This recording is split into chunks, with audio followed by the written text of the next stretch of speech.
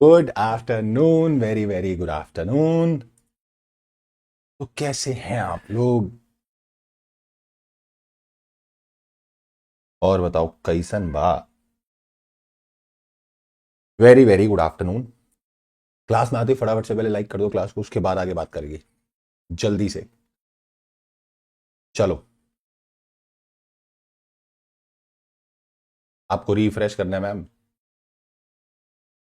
Screen एकदम बढ़िया है।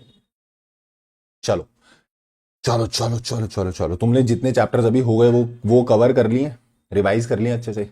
जल्दी बताओ।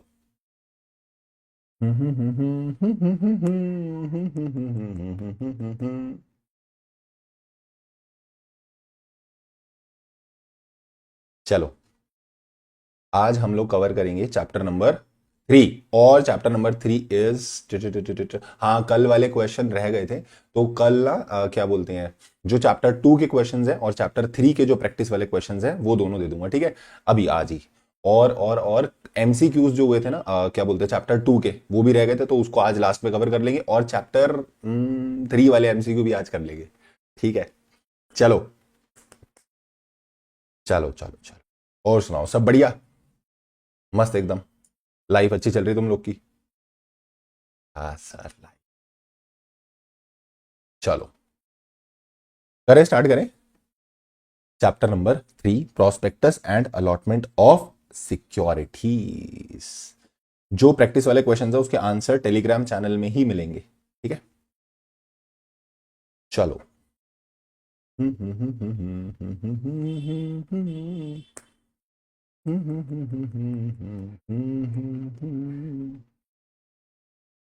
आ जाओ जी।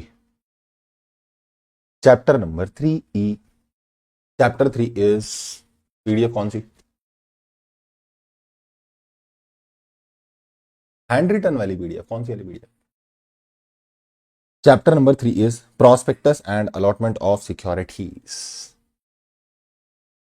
चलो अभी सामने ध्यान दो, अभी चैप्टर स्टार्ट कर रहे हैं अपन, ठीक है?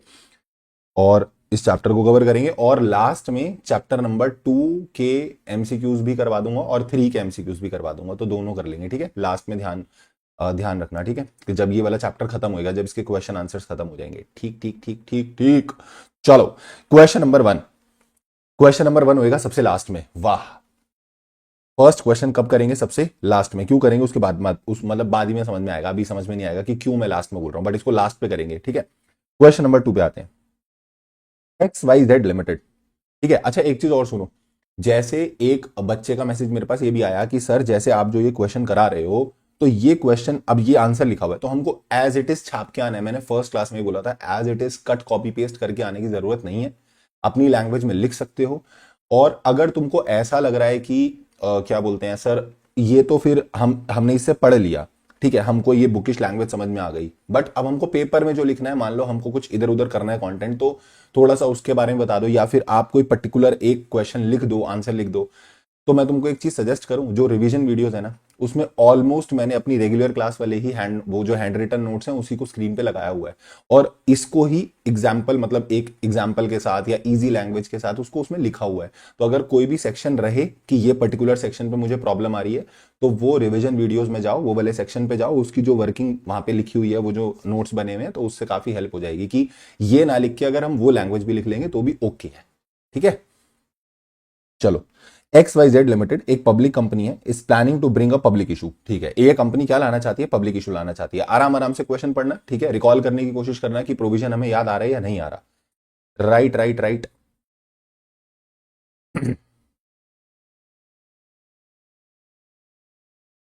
अच्छा राजा, तो उसके लिए 1-2 दिन मेरे को दे, मैं कुछ करता हूं, है ना?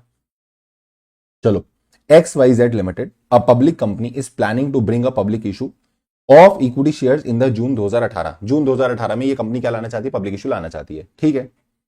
Company has appointed under writer for getting its share subscribe. तो कंपनी ने अंडर राइटर अपॉइंट कर लिया। अच्छा, अंडर राइटर क्यों अपॉइंट होता है?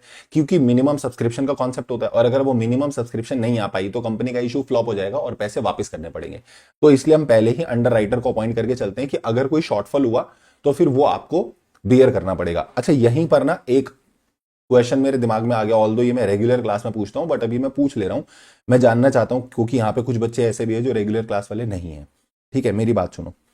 मैं एक सवाल ये जानना चाहता हूं, जैसे मान लो 1 करोड़ का पब्लिक इशू आया सपोज, ठीक है, 1 करोड़ का पब्लिक इशू आया, मिनिमम सब्सक्रिप्शन दिया हुआ है 90%, और वो सेबी की रेगुलेशन में लिखा है, कंपनीज एक्ट में नहीं लिखा, सेबी की रेगुलेशन में लिखा है कि शेयर्स के लिए मिनिमम सब्सक्रिप्शन कितना हो जाएगा, 90%। ठीक है, और 1 करोड़ के अगर आपने शेयर इशू करे तो इट मीन 90 लाख रुपीज के आपके शेयर सब्सक्राइब हो जाने चाहिए, अगर नहीं हुए तो फिर वो इशू फ्लॉप है, you have to return the money. ठीक, हाँ सर ये तो हमको पता है। मान लो कि 1 करोड़ का इशू आया, 90% की सब्सक्रिप्शन आनी चाहिए थी, यानी 90 लाख का सब्सक्रिप्शन आ जाना चाहिए था मिनिमम, बट वो नहीं आ पाया। आपने अंडर राइटर अपॉइंट कर रखा था और 85 लाख का सब्सक्रिप्शन आया। अंडर राइटर कितने शेयर लेगा, this is my question. 1 crore का इशू था, 90% का मिनिमम सब्सक्रिप्शन आना चाहिए, 90 लाख रुपए आने चाहिए थे, 85 लाख आ गए हैं, बट मिनिमम सब्सक्रिप्शन तो नहीं आ पाया ना। तो 85 लाख अगर आए हैं तो अंडर राइटर्स कितने के शेयर्स लेंगे, मतलब कितने के शेयर्स अंडर राइटर को लेने पड़ेंगे।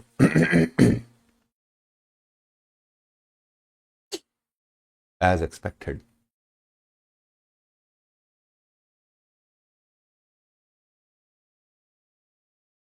पांच लाख, 5 लाख, 5 लाख, 5 लाख, 5 लाख, 5 लाख। कुछ कुछ बीच बीच में ठीक आंसर आ रहे हैं, नालायकों। आंसर इज 15 लाख है सर। वो तो मिनिमम सब्सक्रिप्शन के, जनरली क्या होता है ना कि कंपनीज रियल लाइफ में कॉन्ट्रैक्ट करके चलती हैं फुल वैल्यू का। ठीक है, तो उस केस में क्या देखा जाता है कि 5 लाख रुपए तो उसको मिनिमम सब्सक्रिप्शन लाने के लिए पूरे करने हैं, बट फिर जो बचे हुए शेयर है ना, फिर वो अंडर राइटर ही लेता है। रियल लाइफ में कंपनीज हमेशा कोई 90% का एग्रीमेंट करके नहीं चलती हैं, कंपनीज एग्रीमेंट करके चलती हैं अपने इशू का।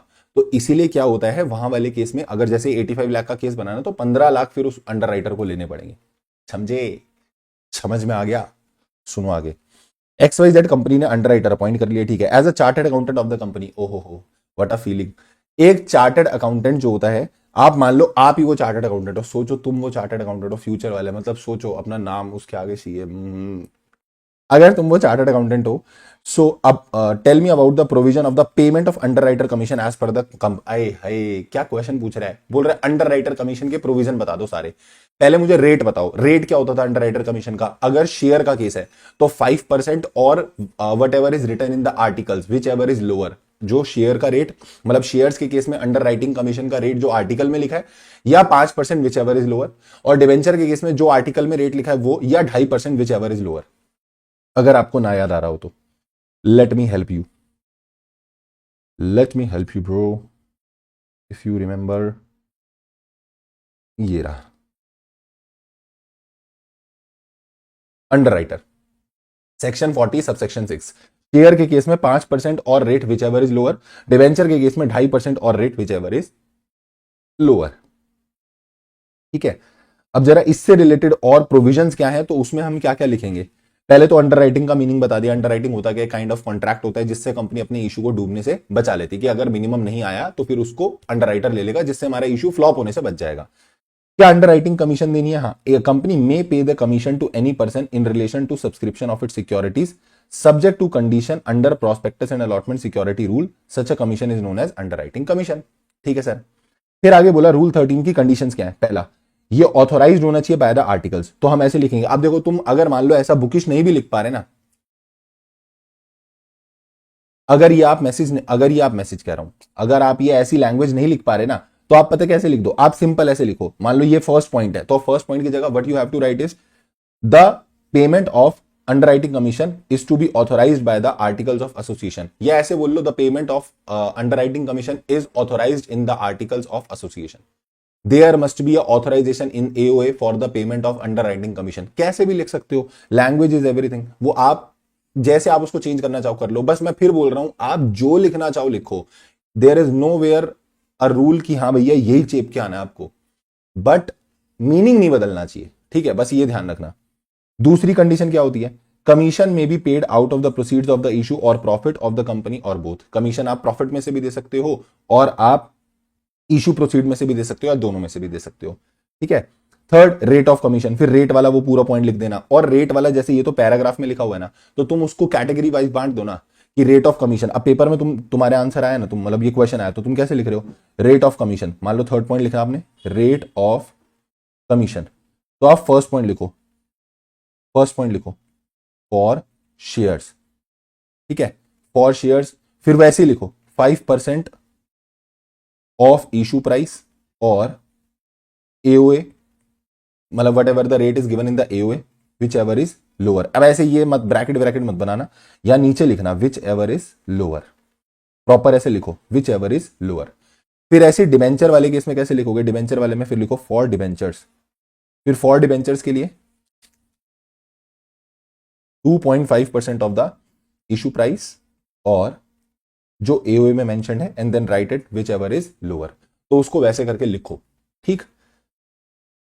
फिर आगे आपको डिस्क्लोजर देना पड़ेगा। कहां कहां डिस्क्लोजर देना पड़ेगा, the prospectus of the company shell disclose. Prospectus में बताना पड़ेगा अंडरराइटर का नाम क्या है, कितना रेट और कमीशन उसको दे रहे हो, कितनी नंबर ऑफ सिक्योरिटीज उसने अंडरराइटिंग की है, ठीक है, और there shall not be paid commission to any underwriter on securities which are not offer to public for subscription. Obvious सी बात है, जो शेयर हमने पब्लिक को ऑफर ही नहीं करे थे सब्सक्रिप्शन के लिए, उन शेयर पे उसको अंडरराइटिंग कमीशन क्यों देंगे।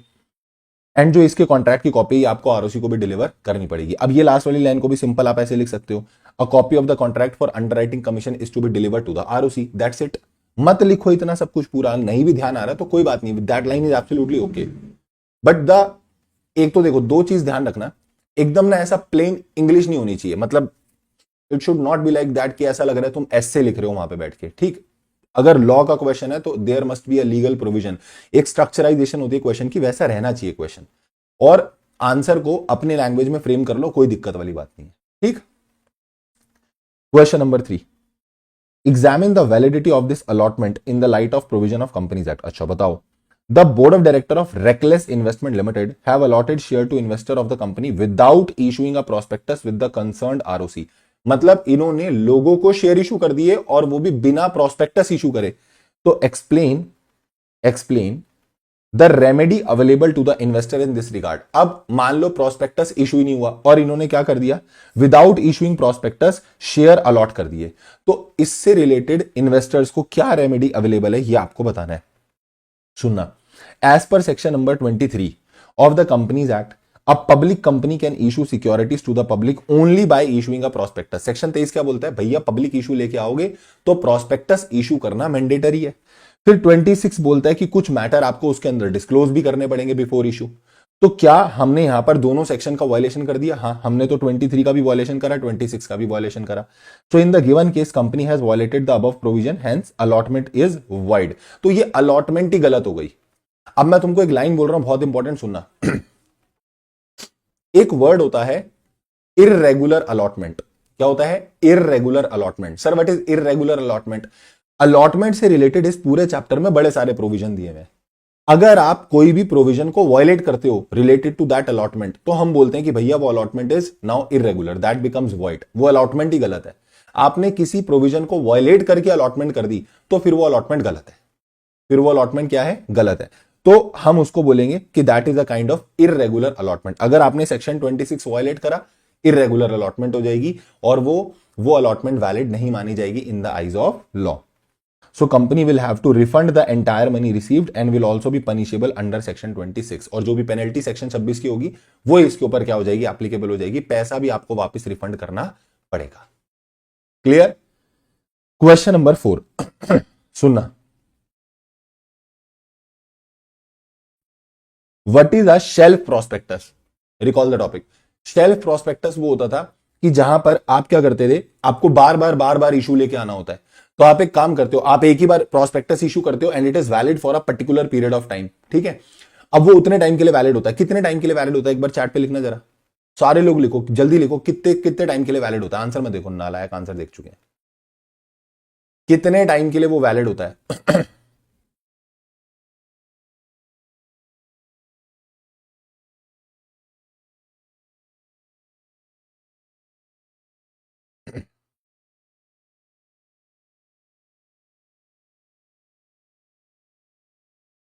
वेरी गुड, 1 साल के लिए। तो ऐसे ही लिखना है, और कुछ कुछ भाई देखो, ऐसा कोई अलग से तरीका नहीं है कि जिससे आपको पेपर में लिखना पड़े कि बिल्कुल ऐसे मैं क्या लिख के आऊं। आपको ये देखो, एक बात बताओ, मान लो मैंने तुमसे एक क्वेश्चन पूछा, इसे छोड़ो, चल इसको 2 मिनट बाद उठाता हूं। मान लो मैंने तुमसे रैंडमली एक क्वेश्चन पूछा कि आप मेरे को बताओ अंडर व्हाट केसेस, एक क्वेश्चन ले रहे हैं ऐसे रैंडमली, ठीक है। अंडर व्हाट केसेस या under what circumstances a subsidiary company can hold shares in the holding company. वो कौन से केस होते हैं जिन केसेस में सब्सिडरी कंपनी होल्डिंग कंपनी में शेयर होल्ड कर सकती है। तो जैसे ही क्वेश्चन तुम्हारे सामने आए एकदम से खट करके तुम्हारे को वो 3 केस याद आ गए एक्सेप्शन वाले, सेक्शन 19 के, ठीक है। तीनों केस याद आ गए। वो 3 केस कौन से थे कि जहां पर आप लीगल रिप्रेजेंटेटिव की तरह होल्ड करते हो, या फिर एज अ ट्रस्टी होल्ड करते हो, या फिर आपने होल्डिंग में शेयर खरीद लिए थे होल्डिंग सब्सिडरी बनने से पहले, ठीक है। अब आप लोग गलती क्या करते हो, तुम आंसर लिखना शुरू करते हो, आंसर 1, फर्स्ट, सेकंड, थर्ड। बे ऐसे मुंह पे फेंक के थोड़ी मारना होता है आंसर उसके एग्जामिनर के। मतलब तुम बोलते हो बस तू समझ जा आप खुद, फिर मार्क्स नहीं मिलेंगे। तो फ्रेम द आंसर अकॉर्डिंगली। उसने पूछा under what circumstances, write down the answer like following are the circumstances as an exception given under section 19। नहीं याद आ रहा है सेक्शन 19 मत लिखो। अगर ढंग से याद आ रहा है, ढंग से बिल्कुल एग्जैक्ट पता है सेक्शन 19 ही था, तो कोट करो। नहीं याद आ रहा मत लिखो, सीधा लिखो following are the circumstances under which a subsidiary company can hold shares in the holding company. Then write down that point, first, second, third, ठीक। और अगर मान लो कि सेक्शन याद आ जाता है तो मैं बोलूंगा बिल्कुल क्लियरली ऐसे लिखो, as per the proviso of section number 19 there are 3 exception under which a subsidiary company can hold shares in the holding company. तो वो उस तरीके से जाएगा आंसर। अब ये डिपेंड करेगा आपको कितना याद है, आपको कितना एग्जाम हॉल में बैठ के याद आ पा रहा है, ठीक है। उसके बाद आंसर को लिखो। कोई केस बेस्ड क्वेश्चन आता है तो मैंने फर्स्ट क्लास में भी बोला था, पहले प्रोविजन दिखाओ पूरा। डायरेक्टली हम लोग उल्टा करते हैं। हम क्या करते हैं, क्वेश्चन का आंसर सीधा क्वेश्चन से उठाना शुरू करते हैं। आंसर जो क्वेश्चन है वो उसी के बारे में पहले लिखने बैठ जाते हैं। Absolutely wrong presentation. सबसे पहले उसको लीगल फ्रेमवर्क दिखाओ कि भाई ये लॉ है, मेरे को जो इस क्वेश्चन में नजर आ रहा है ये लॉ यूज होने वाला है। फिर उसको रिलेट करो अपने क्वेश्चन के साथ। सीधा क्वेश्चन का आंसर नहीं पुट करते और फाइनल जाकर अपना आंसर लिखो, कंक्लूजन क्या लिखना है हमको, ठीक है।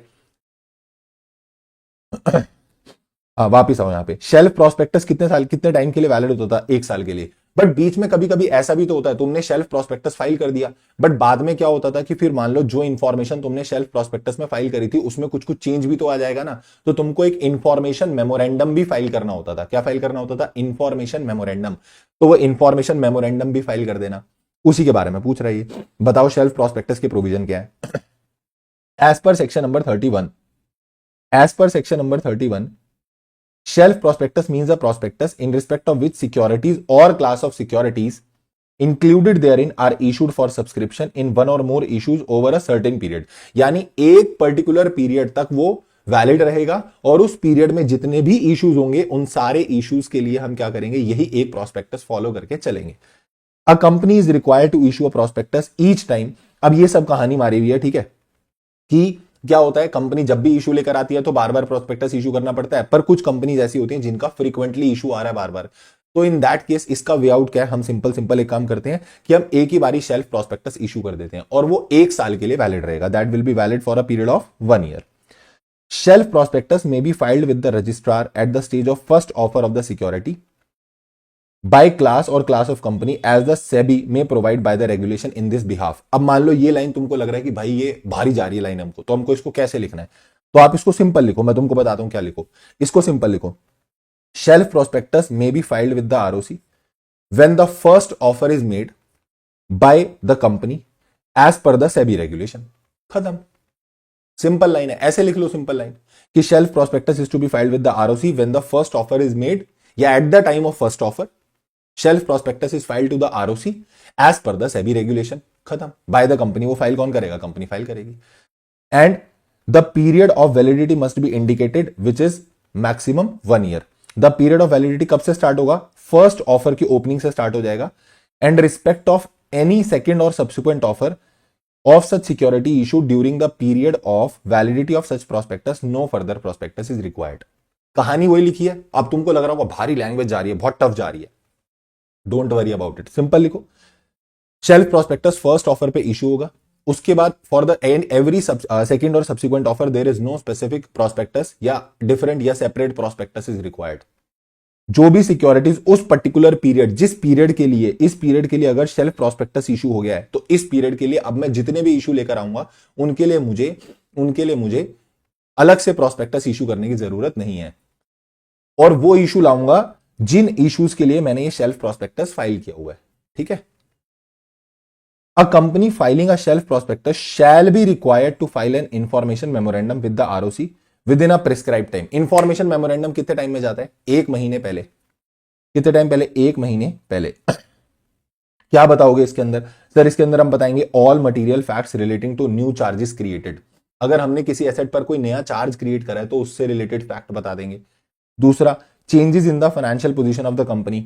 अब मान लो आगे नहीं याद आ रहा तो ठीक है, अब छोड़ो, क्या कर सकते हो, बट वहां पर इतना तो लिख के आओगे ना। अब ये तो लिखना पड़ेगा कि changes in the financial position, financial position में क्या चेंज हुआ वो लिखो, ठीक है। And such other changes as may be prescribed. और ये इंफॉर्मेशन मेमोरेंडम का फॉर्म याद कर लो बेटे जी, फॉर्म रहेगा इसका पास टू। फॉर्म क्या रहेगा? PAS two. And filed with the ROC along with the fee as per these rules within 1 month prior to the issue of second offer। अब देखो इतना बड़ा ये प्रोविजन, यहां देखो स्क्रीन पे इतना प्रोविजन लिखा हुआ है, बट इतनी कहानी में मुझे क्या कहानी समझ में आई है? Shelf prospectus is to be filed with the ROC at the time of first offer of the security by the company as per the SEBI regulation. The period of validity of that shelf prospectus will be starting from the first offer. For every second and subsequent offer, we need not to file any separate prospectus. ठीक है। फिर दूसरी चीज, we have to file an information memorandum, या the company shall file an information memorandum और every changes occurred. जितने भी आप सेकंड सब्सिक्वेंट ऑफर लेकर आओगे, the company has to file an information memorandum prior to that second offer and that information memorandum must contain, क्या क्या लिखा रहेगा? वो 3 चीजें। पहला, all material fact to the related to the new charges created, change in the financial position of the company, and third is such other changes as may be prescribed. The information memorandum is to be filed 1 month, at least 1 month prior to the second and subsequent offer. खत्म। अब मैंने इसको अपनी language में तो बोला, ये मैंने कहां बुक की लैंग्वेज कॉपी करके बोली, इसको एज इट इज आपने लिख देना है, कोई दिक्कत वाली बात नहीं है, ठीक है। बट थोड़ा सा क्रिएट करना स्टार्ट करो आंसर को। जब तक आप आंसर क्रिएट नहीं करोगे, till the time you are not doing anything on your own, तो आप पेपर में फंस जाओगे, ठीक है। अगर आप सोच रहे हो कि सिर्फ आप कोई वीडियो देख के या आप बुक देख के वहां लिख लोगे तो नहीं होएगा। मैं बोलता हूं, अगर तुमको याद भी नहीं होता है ना, मैं तो ऐसे ही करता था, याद करना है ना तो लिख लिख के याद करो, ठीक है। कोई चीज नहीं याद हो रही, आप उसको लिखो और फिर मैच कर लो। तुम्हें बहुत ही ऐसा डाउट रहे कि सर इसमें अंधा डाउट है, हमको तो समझ में नहीं आ रहा ये सही है गलत है, तो मेरे को भेज दो, मैं देख लूंगा, ठीक है। बट एटलीस्ट स्टार्ट राइटिंग, बिना उसके नहीं होने वाला। और कोई भाई ऐसी रॉकेट साइंस नहीं है, मस्त एकदम लिख लोगे तुम, मेरे को विश्वास है तुम पे, ठीक है। चलो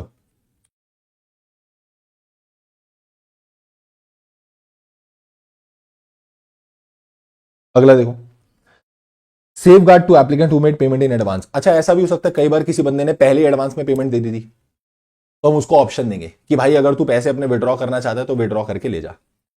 It is provided that where a company or any other person has received application for the allotment of security along with advance payment of subscription before making of any such change, वो change होने से पहले वो बंदे ने पैसे दे दिए थे, तो कंपनी क्या करेगी? कंपनी इंटीमेट करेगी चेंज उस एप्लीकेंट को। And if they express a desire to withdraw their application, if they want to withdraw, अब देखो तुम इसमें फंस गए, and if they express to desire, तुम सिंपल लिखो, if the applicant wants to withdraw the amount they can withdraw and all the money must be refunded within 15 days thereof. खत्म। Line is very simple. If the applicant wants to withdraw, we have to refund the amount within 15 days. Highlight that 15 days, क्योंकि examiner वो 15 दिन के लिए इस पूरे point को पढ़ रहा है, वो और किसी चीज के लिए नहीं पढ़ रहा। Information memorandum together with the shelf prospectus is deemed prospectus. और जब भी आप ये information memorandum, where an information memorandum is filed every time an offer is of securities made under subsection 2, such memorandum together with the shelf prospectus shall be deemed to be a prospectus। तो हम उस IM और वो जो हमारा shelf prospectus था, ये दोनों मिलाकर क्या बन जाएंगे? हमारे प्रोस्पेक्टस बन जाएंगे। क्लियर? जल्दी जल्दी बोलो, क्लियर है? क्लियर है? क्लियर है? चलो क्वेश्चन नंबर 5, कुछ समझ में आया? कुछ दिमाग में गया? घबरा जाते हो यार तुम, बहुत जल्दी घबरा जाते हो। ऐसे घबराओगे तो कैसे काम चलेगा? अभी तो इंटरमीडिएट है, फिर इसके बाद फाइनल है, फिर इसके बाद असली लाइफ तो बनने के बाद भी स्टार्ट होगी। नहीं, यहां पर हम एग्जिट रूट नहीं लिख सकते। एग्जिट रूट का मतलब होता है जहां पर उसने अलॉट कर दिए थे शेयर्स, पैसा आ गया था, now you are refunding that money back, और वो डिसेंटिंग वाले केस में रहता है। तो इस वाले केस में हम एग्जिट रूट वर्ड यूज नहीं करेंगे। अब ये चीज हाँ मैटर करेगी, that correct word should be used for writing the answer, how you are writing the answer, आप कौन से वर्ड सही। एक बात बताऊं, words are the ultimate thing ना, वो आप क्या शब्द चूज कर रहे हो अपने आंसर को लिखने के लिए, तो यही चीज मैटर करेगी बस। तो यहां पे आप एग्जिट रूट नहीं लिखोगे, you are not giving any exit route to that person. ठीक है। Question number 5, explain the condition and the manner in which company will issue GDR. अगर किसी कंपनी को जीडीआर इशू करने हैं तो जीडीआर इशू करने के लिए क्या करना पड़ेगा। ओ हो इतना आसान क्वेश्चन। पहले प्रोस्पेक्टस, एक तो फर्दर कैपिटल इशू हो रही है, तो सेक्शन 62 में बोलता था कि एसआर पास करना होता है। तो अगर मैंने फर्दर कैपिटल इशू करने के लिए सेक्शन 62 में एसआर पास कर लिया है, तो क्या मुझे इसको इशू करने के लिए अलग से एसआर चाहिए होगा। तो इसमें लिखा हुआ कंडीशन में नहीं, अगर सेक्शन 62 में एसआर पास हो गया तो इसके लिए आपको अलग से एसआर की रिक्वायरमेंट नहीं है। ठीक है। दूसरी चीज क्या बोलता है, दूसरी चीज ये बोलता है कि आपको क्या करना पड़ेगा, जो ये कंपनी है ना, ये कंपनी क्या करेगी, ये जाएगी अपने डोमेस्टिक कस्टोडियन बैंक के पास और उसके पास अपने शेयर रखवा देगी।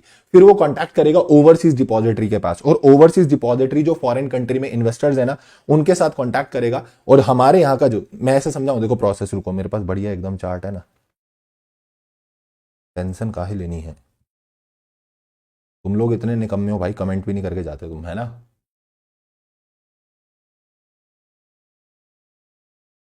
बहुत तेज हो रहे हो। वो कितने गया।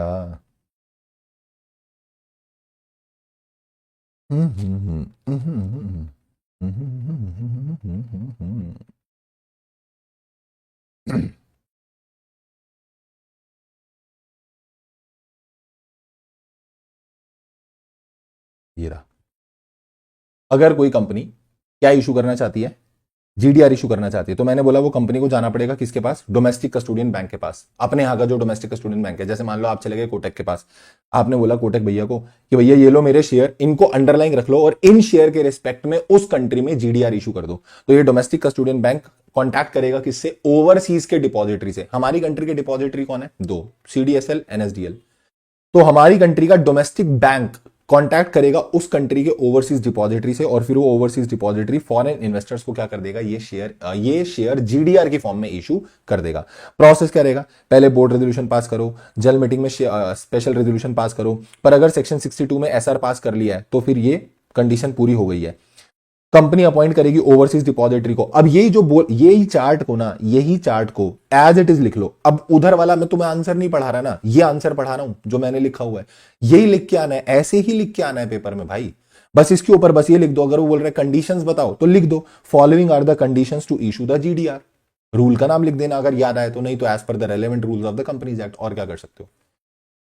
सो company appoint overseas depository, company किसी ओवरसीज डिपॉजिटरी से कांटेक्ट करेगी टू इशू जीडीआर, और शेयर को रखवाएगी किसके पास, डोमेस्टिक कस्टोडियन बैंक के पास। इंश्योर करेंगे कि आरबीआई वगैरह के सब सारे रूल एंड रेगुलेशन कंप्लाई हुए हैं। मर्चेंट बैंकर अपॉइंट करना पड़ेगा, प्रैक्टिसिंग सीए, सीएस, सीएम में अपॉइंट करना पड़ेगा, एंड वो कंप्लायंस रिपोर्ट आपको नेक्स्ट बोर्ड मीटिंग में क्या करनी होगी, बतानी पड़ेगी। मतलब उसमें प्लेस कर देना, दिखा देना कि हमने सारे कंप्लायंसेस करे हैं। ठीक है। जब तक ये क्या बोलते हैं, ये जो डिपॉजिटरी रिसिट्स हैं, जीडीआर हैं, जब तक ये जीडीआर है तब तक वो ओवरसीज डिपॉजिटरी जो है उसके पास वोटिंग राइट रहेगा। उसके बाद जब ये इक्विटी शेयर में कन्वर्ट हो जाएंगे तो इन्वेस्टर के पास वोटिंग राइट आ जाएगा। और आप इन जीडीआर को कैसे इशू कर सकते हो, पब्लिक इशू से भी कर सकते हो, प्राइवेट प्लेसमेंट से भी कर सकते हो। अब इसको लिख लो, यहां पे ऐसे लाइन लिखो, manner of the issue of GDR, the GDR can be issued by the way of public issue as well as it can be issued by the way of private placement. समझे। And the shares which are underlying, जिन share के respect में ये बाहर की country में GDR issue हो रहे हैं, तो हम बोल सकते हैं वो शेयर एग्जिस्टिंग भी हो सकते हैं, वो न्यू भी हो सकते हैं। तो इसी को लिख लो, the share in respect of which the global depository receipt are issued in the foreign country, that shares can be existing as well as the new share also. Full stop, खत्म हो गया क्वेश्चन। ये मुश्किल language है, यही लिख के आना है भाई, यही ही लिख के आना है। ये जो मैं तुमको क्वेश्चन करवा रहा हूं ये इसीलिए ही करवा रहा हूं। देखो, कंपनी पहले बोर्ड रेजोल्यूशन पास करेगी, फिर उसके बाद आपको शेयर होल्डर का अप्रूवल लेना पड़ेगा स्पेशल रेजोल्यूशन पास करके। बट अगर आपने सेक्शन 62 में उसको पास कर लिया तो फिर वो डीम्ड हो जाएगा कि यहाँ की कंप्लायंस भी हो गई पूरी 40 की। Underlying share shall be kept in the custody of a domestic custodian bank, company एक ओवरसीज डिपॉजिटरी लेकर आएगी। ठीक है। उसके बाद कंपनी इंश्योर करेगी सारे रेगुलेशन रूल आरबीआई वगैरह के कंप्लाई हुए हैं। कंपनी मर्चेंट बैंकर और पीसीए, पीसीएस, पीसीएमए को अपॉइंट करेगी। कंप्लायंस रिपोर्ट बनाकर आपको प्लेस करनी पड़ेगी at the board meeting.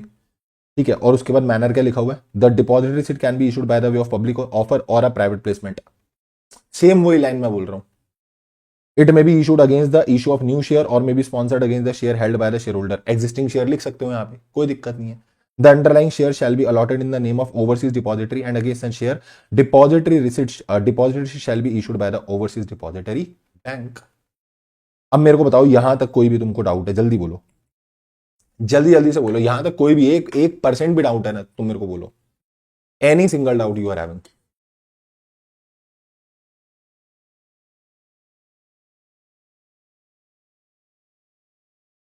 Easy है, इजी इजी।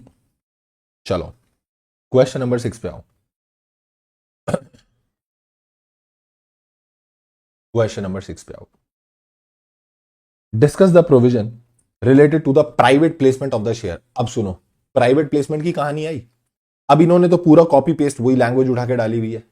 तो मैंने जो रिवीजन वीडियो में तुमको प्राइवेट प्लेसमेंट जहां पढ़ाया था, पूरे नोट से ही पढ़ाया था, ठीक है, प्रॉपर नोट से पढ़ाया था, एज इट इज वही लैंग्वेज छाप दो। अब इन्होंने बोला प्रोविजन बताओ, किस चीज के बारे में आप प्रोविजन पूछना चाह रहे हो। प्राइवेट प्लेसमेंट तो सेक्शन 42 इतना बड़ा सेक्शन है, उसके अंदर तो बड़े सारे सबसेक्शन है, तो क्या प्रोविजन पूछ रहे हैं। अब मान लो ये क्वेश्चन आ गया सपोज 5 नंबर का, तो कितने प्रोविजन लिख लोगे, पूरा सेक्शन लिखोगे। मैं तुमको सेक्शन 42 दिखाऊं ना तो बैंड बज जाएगी सेक्शन 42 देख के। ठीक है, wait, let me show you section 42।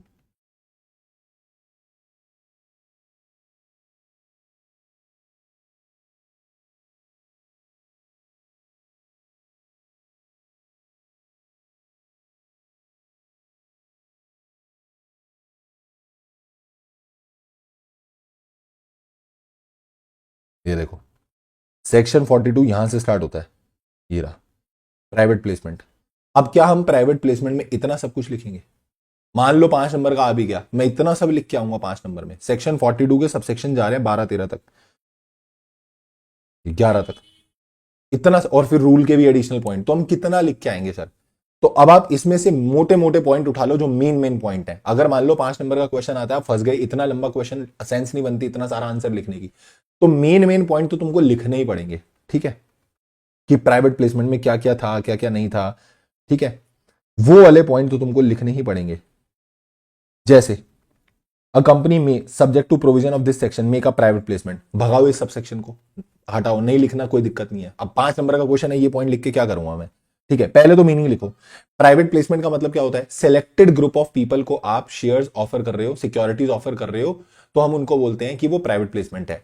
In one financial year aggregate मिलाकर कितने को कर सकते हो, 50 को। सेक्शन में 50 लिखा है, साथ में रूल अटैच करना पड़ेगा, रूल में लिखा है मैक्सिमम 200 हो सकते हैं। ठीक है, अब उसके बाद ये वाला पॉइंट लिखो, private placement shall be made only to a selected group of person who have been identified by the board, जिनको किसने आइडेंटिफाई करा है, बोर्ड ने, whose number shall not exceed 50 और such higher number as may be prescribed as per the rule। पर जब हम ये 200 की लिमिट काउंट करते हैं तो इस 200 की लिमिट में दो लोगों को काउंट नहीं करते। पहला, जिनको हमने ईसॉप दिए हैं, एम्प्लॉय स्टॉक ऑप्शन दिए हैं, ओपिनियन नहीं है ऑप्शन है, एम्प्लॉय स्टॉक ऑप्शन दिए हैं, उन्हें काउंट नहीं करते। और जो क्वालिफाइड इंस्टीट्यूशनल बायर्स होते हैं उनको हम काउंट नहीं करते। तो ये एक फाइनेंशियल ईयर में 200 की लिमिट में क्यूआईबी और ईसॉप वालों को आपको काउंट नहीं करना।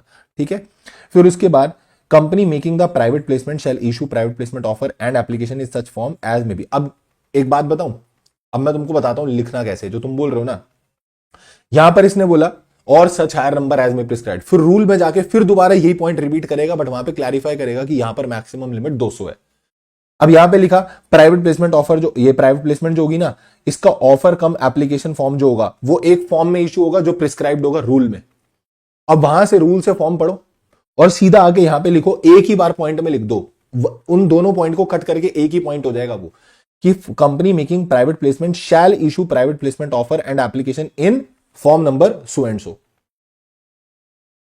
to identified person whose name and addresses are recorded by the company in such manner as may be prescribed।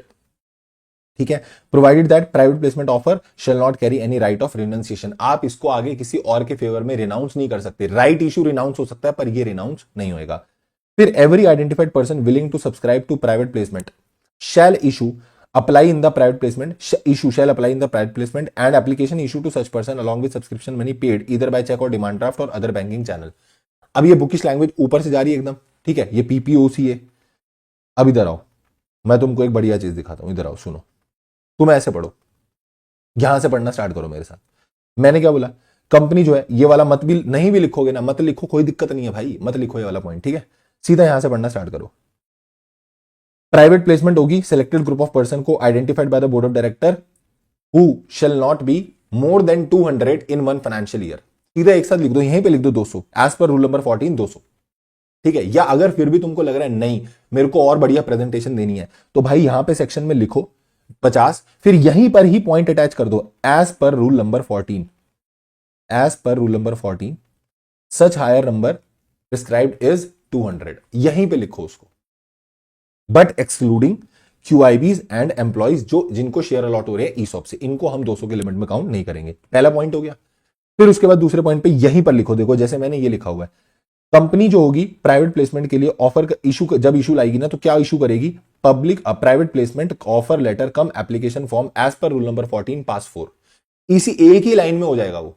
This is issue to identified person whose names and addresses are recorded by the company provided that it does not carry any right of renunciation. इसके अंदर कोई right of renunciation नहीं होगा, ठीक है। अब तुम book वाली लैंग्वेज देख लो और ये लैंग्वेज देख लो, बहुत फर्क है, और you can write this in the examination, बहुत आराम से लिख सकते हो, मैं तुम्हें गारंटी दे रहा हूं, ट्रस्ट करो, इसको तुम इजीली लिख सकते हो और you will get the full marks, ठीक है, कोई टेंशन नहीं होने वाली। Identified person who are willing to subscribe shall apply in the application form to the company. The application money must be sent through check or demand draft or through other banking channel. Company shall not utilize the application money so raised unless the return of allotment is filed to the ROC. ये same line उठाओ और अब मैं कह रहा हूं book की line पढ़ रहा हूं तो तुमको ऐसे बैंड बज जाएगी। ये देखो,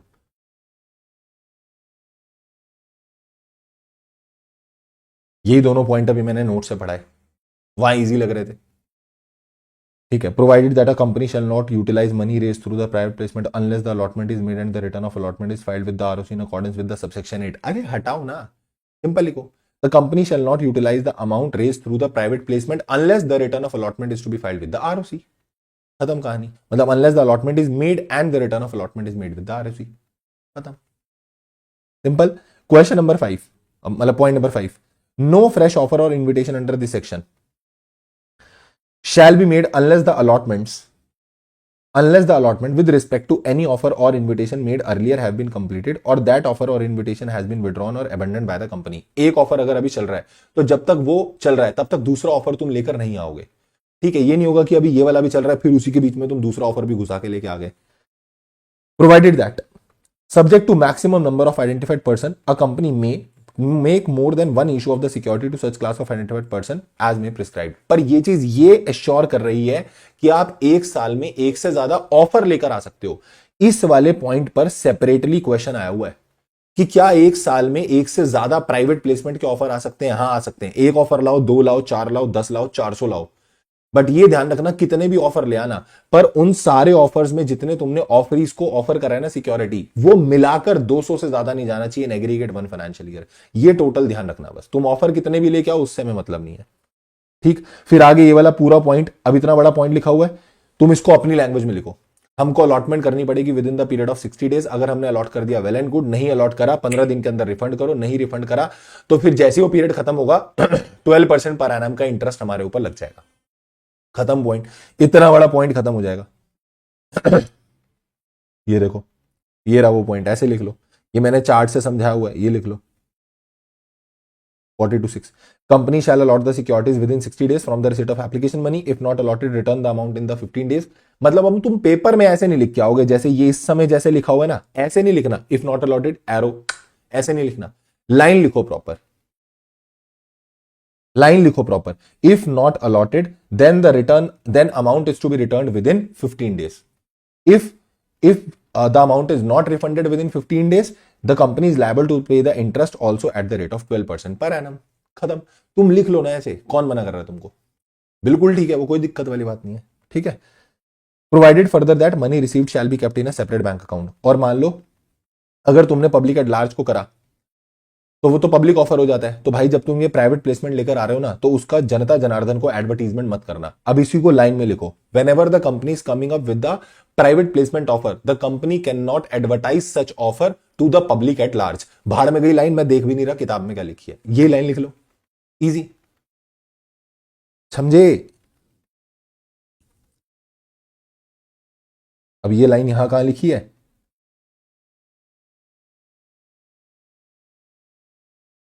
ये देखो।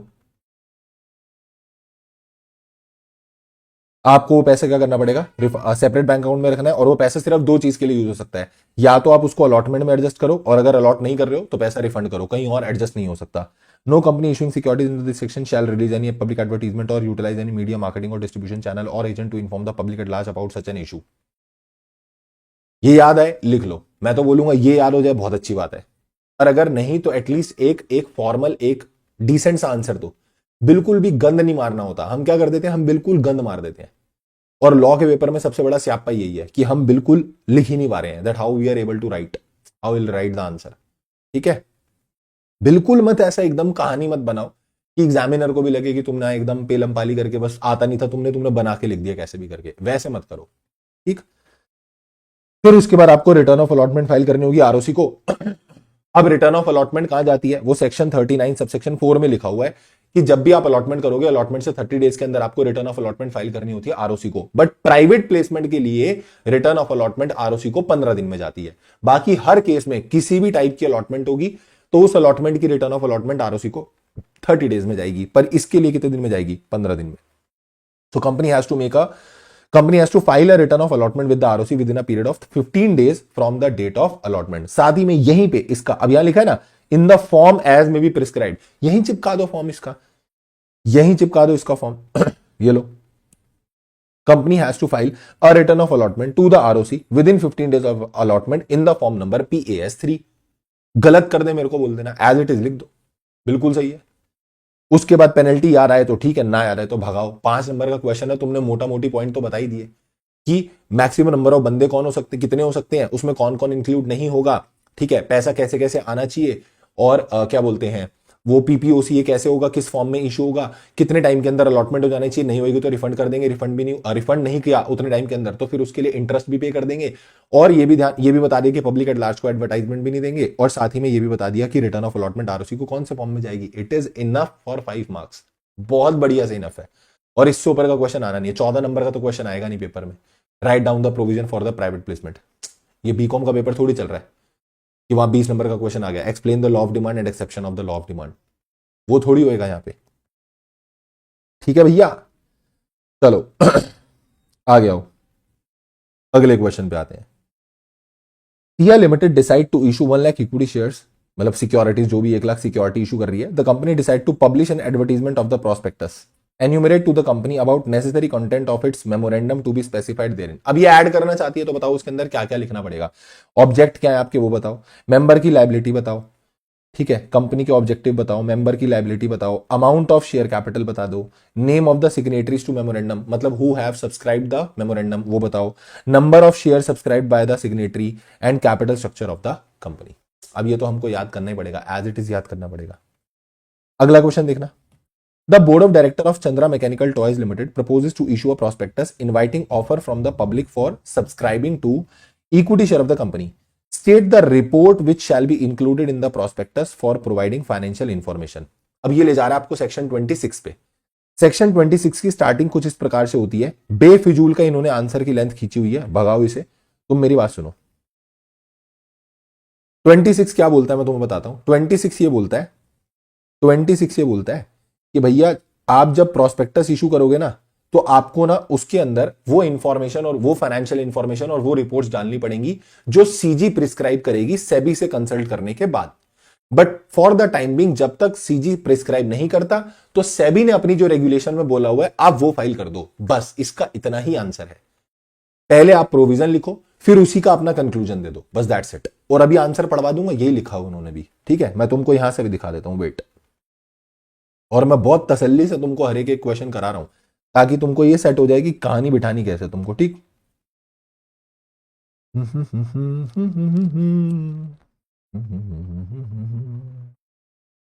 ये देखो, the prospectus must be dated and signed, ये सेक्शन 26 बोलता है। It contain such information and contain the reports on the financial information as specified by the SEBI, उल्टा बोल गया मैं, कि सीजी स्पेसिफाई करेगा सेबी से कंसल्ट करके, as specified by SEBI in consultation with CG, SEBI specify करेगा सीजी से कंसल्ट करके। अंटिल सेबी स्पेसिफाई, तो सेबी की रेगुलेशन जो है उसमें जो चीजें दी हुई हैं कि ये इंफॉर्मेशन ये रिपोर्ट फर्निश करो, तो वो कर देंगे, खत्म। बस ये इसी टॉपिक पे क्वेश्चन है, वो सिर्फ इसी टॉपिक पे। और अभी देख लो, तुम आंसर देख लो। Section 26, subsection 1 of the Companies Act, every prospectus issued by or on behalf of a company with reference to its formation or subsequently or by or on behalf of any person who is or has been engaged or interested in the formation of a public company. हट, simple लिखो, whenever the prospectus is issued by the company, ठीक है। It must be dated and signed and shall state such, अब ये highlight कर देना, it must be dated and signed, shall state such information and set out such report on financial as may be specified by SEBI in consultation with CG, provided until the SEBI specifies the information or report under this section, regulation made by SEBI in respect of such information and report shall apply. यानी whatever is being written in the SEBI regulation, तब तक वो follow करो जब तक SEBI यहां act में कुछ अलग से स्पेसिफाई नहीं कर देता। ठीक है सर। अकॉर्डिंग टू, अब ये इसने थोड़ा सा SEBI लॉ उठा लिया, थोड़ा सा सिक्योरिटी लॉ उठा लिया, इसने सिक्योरिटी कॉन्ट्रैक्ट रेगुलेशन एक्ट को साथ में जोड़ लिया। The prospectus shall make a declaration about the compliance of Companies Act and a statement to the effect that nothing is in the prospectus is contrary to the provision of the Act, the SCRA and the SEBI Act and the rule regulation made thereunder. मतलब हमने वो SEBI loss को comply कर लिया। Accordingly इस company के director को, last में मैं बोलूं ये लाइन ना भी लिखते ना, ये लास्ट वाली लाइन के लिखे, accordingly board of director of Chandra mechanical toys which propose to issue this include such provide, shall include, shall provide, जो लिखना है, such report on financial information as may be specified by the SEBI in consultation with CG to comply with the above stated provision. वही same line इसने उठा के लिख दी, बस company का नाम लेके। ये हटाओ, मैं कह रहा हूं इतनी सी बात ही लिखी है। वही, ये एक बात देखो, अगर गौर करो तो मुझे एक बार बता दो फटाफट चैट पे, क्या ये इसने इतनी सी बात में ही तो क्वेश्चन लिखा है? अब इसी को आपको सेंटेंस फॉर्म में लिखना है। It is that dam easy भाई, दैट डैम इजी। मैं तुमको बोल रहा हूं, बहुत प्यार से नंबर आएंगे, और जितनी बार भी मेरे लॉ में मार्क्स आए ना, I always followed this trick. आपको कुछ ऐसी हवाबाजी अलग से लगाने की जरूरत नहीं है कि हो पता नहीं क्या लिखना है। Write down the provision properly, that's it, nothing else you have to do. कुछ और नहीं करना आपको, ठीक। और अभी तो मैं सही बता रहा हूं तुमको, अभी जब मैंने सीए इंटर का लॉ किया था ना, तो although I was a company secretary at that time, ठीक है, तो मैं लॉ पढ़ चुका था काफी हद तक, बट ना मैंने कोई क्लास ली सीए इंटर की लॉ की, मैंने कोई कोचिंग नहीं ली, ठीक है, कोई रिवीजन वीडियोस, उस समय कोई ऐसा ट्रेंड नहीं था इतना कि revision videos and all that, ठीक है, कुछ एक्सेस ही नहीं है। 2019 की बात बता रहा हूँ, 18 की भी बात बता रहा हूँ, 18-19 की अगर बात करो तो, ठीक है, May 2019 was my attempt CA inter.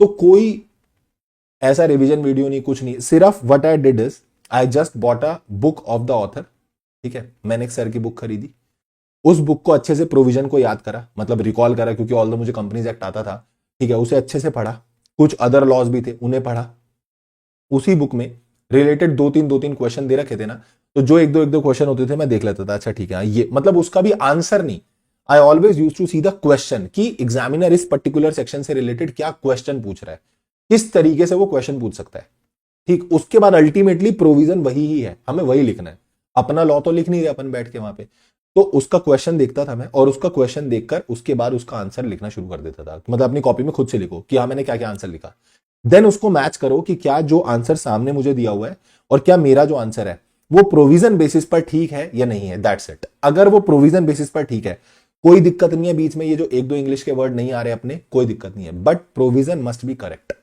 And last में you have to make a final conclusion, that's it, खत्म कहानी। And by that I got 64, although I was aiming for कि मेरे 73 मार्क्स आएंगे। मतलब what I used to do is ना, घर आके मैं ऐसे मार्क कर लेता था कि हाँ मेरे इतने नंबर आएंगे, ठीक है, तो मेरा पेपर बहुत अच्छा गया था, ठीक है। और मेरे को जहां तक याद आ रहा है, एक क्वेश्चन था जो अभी आज का फर्स्ट क्वेश्चन है ना, ये इररेगुलर अलॉटमेंट वाला, वही आया था पेपर में, और इररेगुलर अलॉटमेंट वाला क्वेश्चन ना, मतलब तुम मानोगे कि जिस दिन पेपर था सुबह भी मैं सोच रहा हूं कि यार एक बार मुझे नजर मारनी है, इररेगुलर अलॉटमेंट बार बार दिमाग में आ रहा है, वो होता है ना कई बार इंट्यूशन आता है कि ये आ सकता है, तो आई वाज लाइक कि पढ़ना है, बट लास्ट मोमेंट तक वो स्किप हो गया दिमाग से, और जैसे मैं एग्जाम देने बैठा 4 मार्क्स का क्वेश्चन था इररेगुलर अलॉटमेंट, वो एक क्वेश्चन था बस जो मैं छोड़ के आया था, otherwise I never use to leave any exam, कभी मैं पेपर नहीं छोड़ता जल्दी से। मतलब I always try to attempt 100 marks, कि मैं पूरा 100 नंबर का पेपर करके आऊं और अच्छे से लिख के आऊं।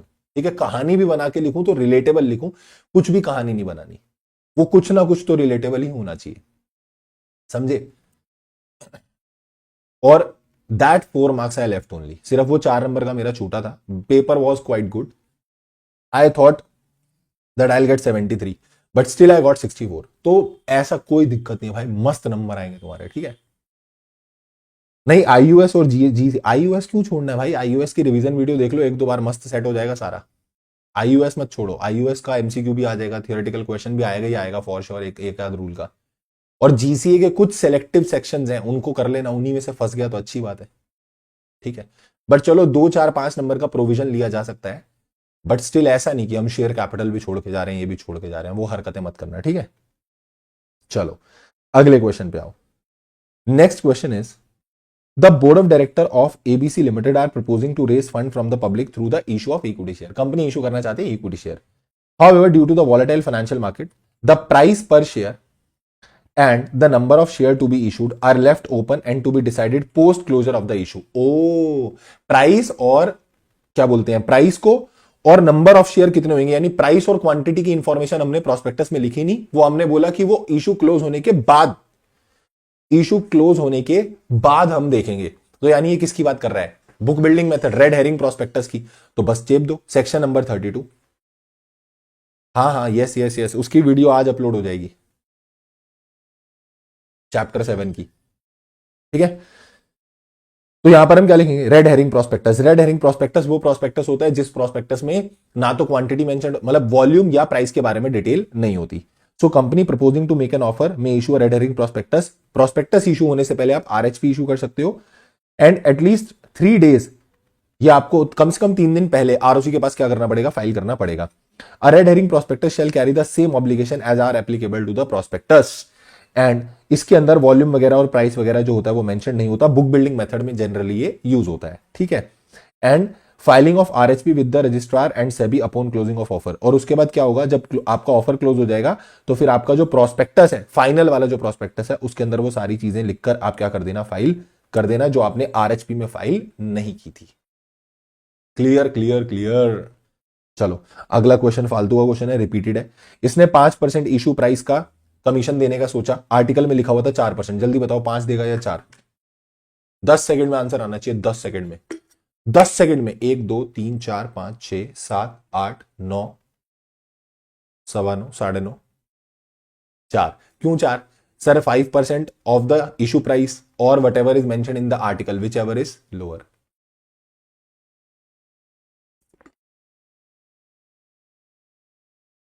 भाई साहब स्मार्ट हो गए तुम।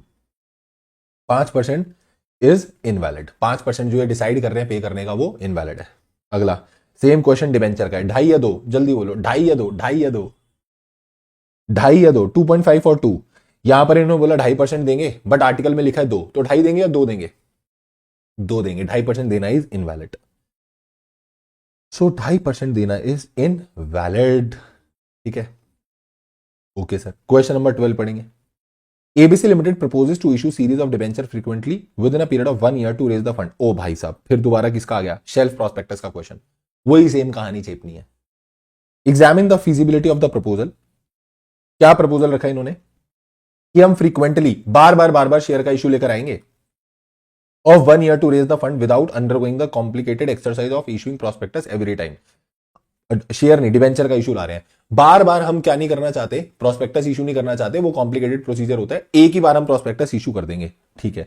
क्या ये प्रपोजल वैलिड है या नहीं है as per the companies act, बताओ। हाँ तो ठीक है, शुरू हो जाओ। शेल्फ प्रोस्पेक्टस के बारे में कहानी लिखो, इन्फॉर्मेशन मेमोरेंडम की कहानी बताओ, साथ में पास 2 के बारे में बता देना कि इन्फॉर्मेशन मेमोरेंडम पास 2 में फाइल होगा, अगर कोई चेंज हुआ है तो उसके अंदर वही सब इन्फॉर्मेशन लिखी रहती है, ठीक है सर। और इन दिस केस क्या ये प्रपोजल जो है वो करेक्ट है? हाँ एकदम करेक्ट है। पर यहां पर ना एक कहानी क्या हुई कि जो आंसर दिया गया ना इंस्टीट्यूट के द्वारा, उन्होंने एक वर्ड लिखा, डीम्ड प्रोस्पेक्टस इज करेक्ट। तो ये पूरा जो कहानी है ये शेल्फ प्रोस्पेक्टस की होती है। डीम्ड प्रोस्पेक्टस तो वो वाला केस होता है, offer of sale, offer for sale, section 25 section 28। Shelf prospectus कब से डीम प्रोस्पेक्टस हो गया भाई? तो इन्होंने वर्ड लिख दिया डीम प्रोस्पेक्टस, बट ये है शेल्फ प्रोस्पेक्टस ही, ठीक है? तो इसको देखकर कंफ्यूज ना होना, ये इन्होंने बोला ये शेल्फ प्रोस्पेक्टस ही डीम्ड, हाँ ठीक है, वो सेक्शन में लिखा हुआ मैं मानता हूं कि सेक्शन ये लाइन बोलती है कि आईएम और शेल्फ प्रोस्पेक्टस को जब आप मिला दोगे तो वही प्रोस्पेक्टस का काम करेगा, बट इस पूरे सेक्शन में डीम्ड प्रोस्पेक्टस नहीं बोला हुआ, मतलब इसको हम डीम्ड प्रोस्पेक्टस नहीं बोल सकते, ठीक? तो ये लिखा हुआ है, बट ठीक है, चलो तुम लिख के आना चाहो ठीक है, नहीं तो कोई बात नहीं। अगला क्वेश्चन इंटरेस्टिंग, इंपॉर्टेंट, मजेदार। TDS limited is planning to make a private placement, company क्या करना चाहती है? Private placement. Section number 42, section number 42। अब देखो कुछ सेक्शन ऐसे होंगे जो तुमको बार बार याद हो जाएंगे बोलते बोलते। The MD arranged to obtain a brief note from some source explaining the salient feature of the issue of private placement. The board of directors shall keep in mind while approving the proposal. तो इन्होंने बोला कि BOD को क्या क्या बातें ध्यान में रखनी पड़ती हैं, क्या क्या बातें ध्यान में रखनी पड़ती हैं, ठीक है? पढ़ो। A private placement shall be made only to a selected group of identified person not exceeding 200 in one financial year. The aforesaid ceiling of the identified person shall not apply to the offer made to the QIB but is applicable to the ESOP who will be covered under। ओ ये गलत हो गया ना, ऊपर से सब सही आ रहा था, तो मैं बोलूंगा भाई सब कुछ ठीक है, प्रोविजन लिखो as per section 42 subsection 2 as per rule number this, maximum कितने हो सकते हैं? 200 हो सकते हैं एक फाइनेंशियल ईयर में, बट उसके अंदर हम QIB को भी नहीं लेते और एम्प्लॉय को भी नहीं लेते जिसको ईसॉप से मिले हो। तो इसने बोला कि ये स्टेटमेंट हम बोलेंगे कि it is partially true partially correct, तो हम बोलेंगे स्टेटमेंट जो है वो पार्शियली ट्रू है और पार्शियली करेक्ट है, ठीक है? फिर उसके बाद सेकंड वाला क्या है? Offer of the private placement basis shall be made only once in a financial year. अब चल लिखा तो था कि एक फाइनेंशियल ईयर में जितने भी मर्जी ऑफर लेकर आ जाओ, बट ये ध्यान रखना मैक्सिमम 200 बंदे एक्सीड नहीं होने चाहिए। तो ये वंस वाली कहानी तो गलत है ना, it is incorrect, it is incorrect. Clear है? अब ये ऐसे क्वेश्चन आएंगे तो संभाल लोगे भाई पेपर में, बढ़िया से हो जाएगा। चलो लो इस पे भी मार्क कर लेना, इंपॉर्टेंट, अच्छा क्वेश्चन है। PQR baker limited want to raise fund for its upcoming project, अपने आने वाले प्रोजेक्ट के लिए फंड रेज करना चाहते हैं। Accordingly it has issued private placement offer letter for issuing equity share to 55%। इन्होंने 55 लोगों को ऑफर करा, ठीक है? और मैंने रिवीजन में भी बोला था, वैसे रेगुलर में भी बोला है, एक मेरे को अभी बात याद आई तो मैं बता देता हूं। मान लो 150 लोगों को ऑफर करा, प्राइवेट प्लेसमेंट है या पब्लिक इशू है? प्राइवेट प्लेसमेंट है। 500 लोगों को ऑफर करा एक फाइनेंशियल ईयर में, पर शेयर अलॉट हुए 190 को। मुझे बताओ ये प्राइवेट प्लेसमेंट है या पब्लिक ऑफर है? जल्दी बोलो। ऑफर करा 500 को, शेयर अलॉट हुए हैं 190 को, दिस इज प्राइवेट प्लेसमेंट और public offer? This is private placement और public offer? This is public offer. Offering देखी जा रही है, कितने एप्लीकेंट्स को ऑफर कर रहे हो, कितने ऑफरीज हैं वो देखने हैं, अलॉट कितने को वो उससे मतलब नहीं है। Good, very good. तो यहां 55 लोगों को हमने ऑफर करा, जिसमें से 4 QIB थे, तो 4 QIB थे वो तो वैसे ही हट गए, यानी एक तरीके से 55 को इशू नहीं हुआ। अभी हमारी कितनी लिमिट एग्जॉस्ट हुई है? 200 अलाउड है एक फाइनेंशियल ईयर में, 55 को ये कर चुके हैं, तो 55 को 55 नहीं काउंट करेंगे, उसमें से 4 QIB हम हटा देंगे, तो बचे कितने? 51। रिमेनिंग आर इंडिविजुअल्स, ठीक है? तो 51 हो गए एक तरीके से। Before the completion of the allotment of equity share under this offer letter, company issued another private placement offer to 155%। तुमने दो गड़बड़ कर दी। पहली बात तो ये 55 नहीं है, चलो हम 51 मानेंगे क्योंकि 4 QIBs हैं, हम उन्हें काउंट नहीं करेंगे, तो they will be counted as 51। But इसके बाद अभी एक ऑफर खत्म नहीं हुआ, तुम दूसरा ऑफर लेकर आ गए, तो वो वाला प्रोविजन कनेक्ट होगा यहां पे।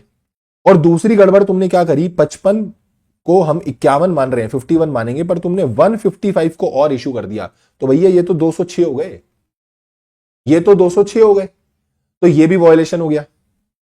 Being a public company, is it possible for PQR Baker Limited to issue security under private placement? पहला क्वेश्चन तो ये आया कि क्या पब्लिक कंपनी प्राइवेट प्लेसमेंट से कोई भी सिक्योरिटी ऑफर कर सकती है? हाँ भाई, पब्लिक कंपनी प्राइवेट प्लेसमेंट भी ला सकती है, पब्लिक कंपनी पब्लिक इशू भी ला सकती है। प्राइवेट कंपनी प्राइवेट प्लेसमेंट ला सकती है, पर प्राइवेट कंपनी पब्लिक इशू नहीं ला सकती, ठीक है? तो पहले सेक्शन 42 इसने गा दिया, पूरा सारा 42 लिख के बैठ गया, और लास्ट में क्या बोल रहा है, अब कहानी बता रहा है क्योंकि कंपनी ने ऑलरेडी 55 को ऑफर करा, जिसमें से 4 QI भी थे, तो इफेक्टिवली 51 को इशू करा है। ठीक है, अभी तो लिमिट के अंदर है। So from this point of view company private placement को कंप्लाई कर रही है। बट आगे क्या हो गया, the company has given another offer, जबकि सेकेंड ऑफर तब तक नहीं आ सकता जब तक फर्स्ट ऑफर ना खत्म हो जाए। और सेक्शन 42 का लास्ट सबसेक्शन बोलता है कि अगर तुमने इस पूरे सेक्शन का कोई भी नॉन कंप्लायंस करा तो हम उसे पब्लिक ऑफर मान लेंगे।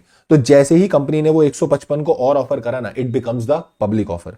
And in case of company give offer for debenture in the same financial year after allotment of equity share is complete, then both the offer can be well treated as private placement offer. क्या बोला ये?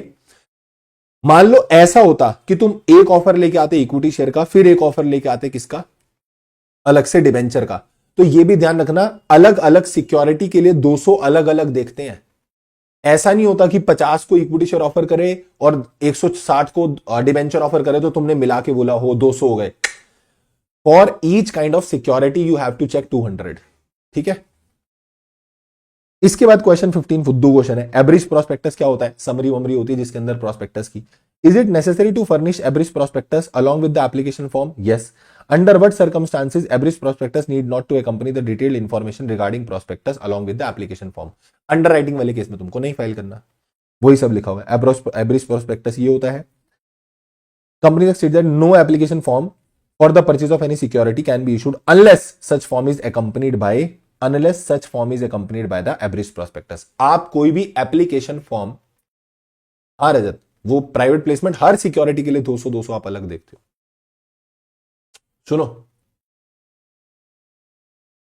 आप कोई भी application form तब तक issue नहीं कर सकते जब तक आपने उसको साथ में किसके साथ अटैच ना किया हो, एवरेज प्रोस्पेक्टस के साथ। ठीक है, और the objective of the average prospectus is to reduce the cost of the issue of the detailed prospectus as prospectus is a very bulky document। 400 500 page का चला जाता है, तो हम थोड़ा समरी फॉर्म में कर देते हैं। ठीक है, पेनल्टी ना याद आए तो कोई बात नहीं, स्किप कर सकते हो, कोई दिक्कत वाली बात नहीं है सर, क्योंकि उसने पूछी भी नहीं है पेनल्टी। उसने पूछा है एवरेज प्रोस्पेक्टस क्या होता है वो बता दो।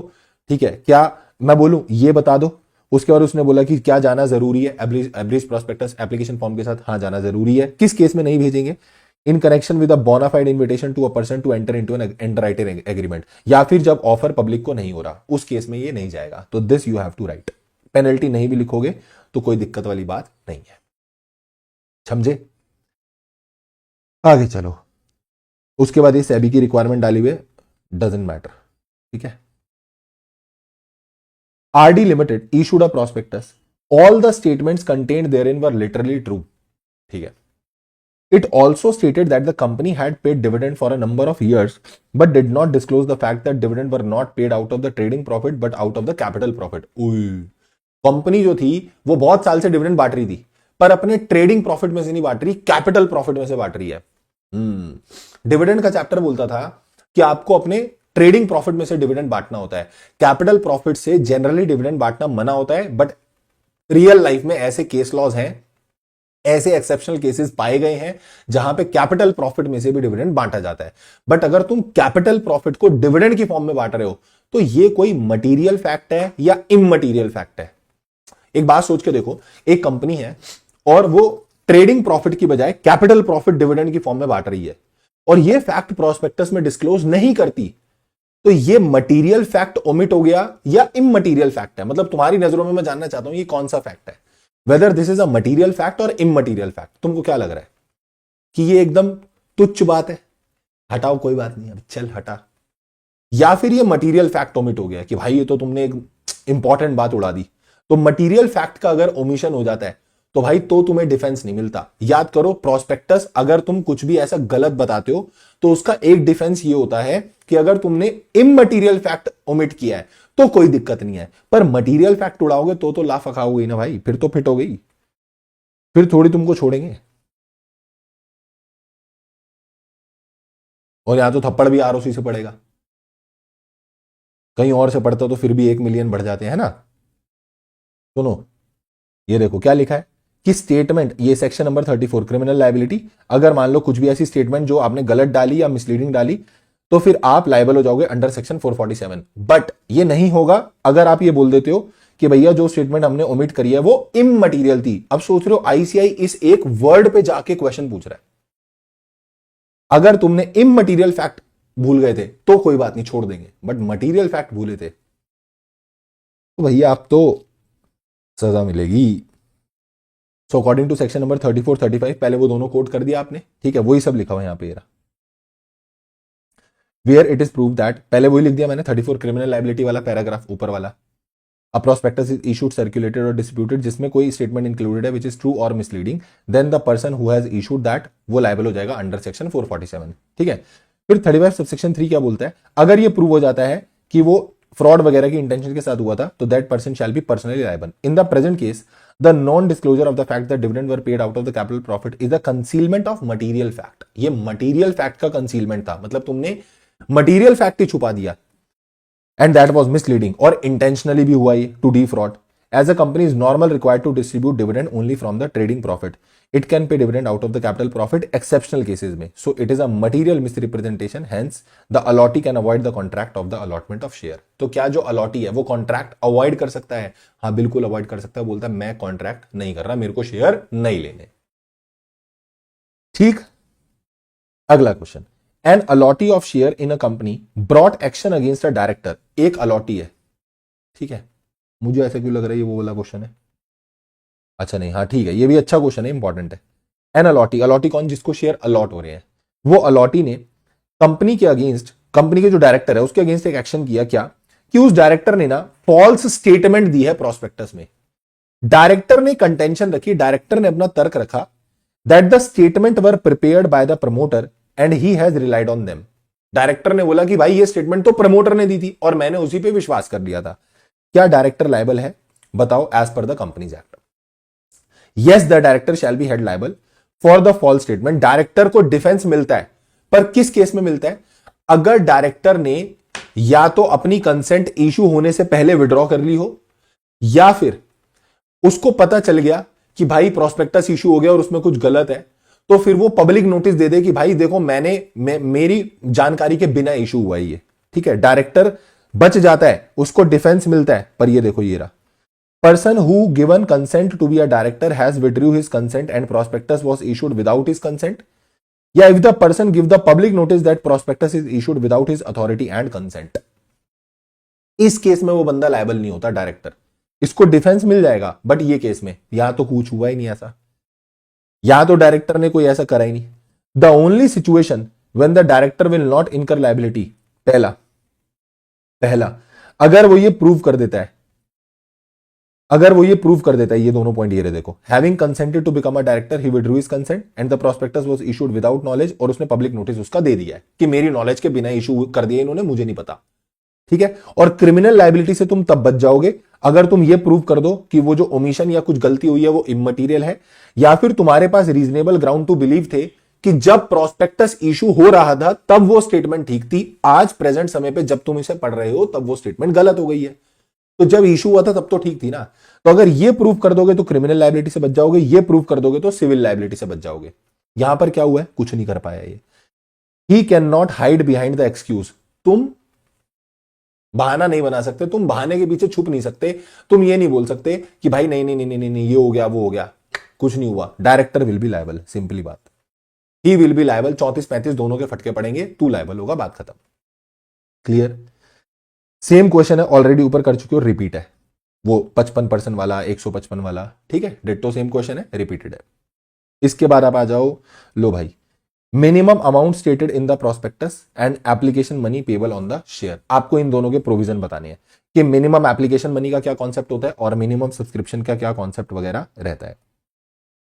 तो minimum, no allotment shall be made the amount stated in the prospectus as the minimum amount has been subscribed. जितना प्रोस्पेक्टस में मिनिमम सब्सक्रिप्शन लिखा है, अगर उतना नहीं आया तो आप अलॉटमेंट नहीं कर सकते।